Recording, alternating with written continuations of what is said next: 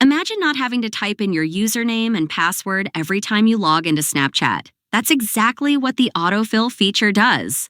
This handy tool remembers your login information and automatically fills it in whenever you return to the app. While it's great for saving time, sometimes it's necessary to clear that data, whether you want more privacy or just want to refresh your saved info. In this guide, I'll show you how to easily clear autofill on Snapchat and take control of your personal data. So, start by opening the Snapchat app. Once you're in, tap on your profile icon in the top left corner of the screen. This will take you to your profile page. From there, tap the gear icon in the top right corner to open the settings page.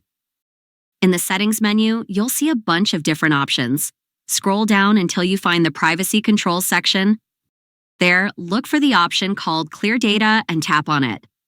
Once you're in the Clear Data section, you'll see several options for clearing things like cache, search history, conversations, and other saved data. Find the option Clear Autofill and tap on it. Then, in the pop-up window that appears, tap the Clear button to confirm. After doing that, all autofill data saved by Snapchat will be deleted. You've successfully removed any old or unwanted information, giving you more privacy and control over your logins.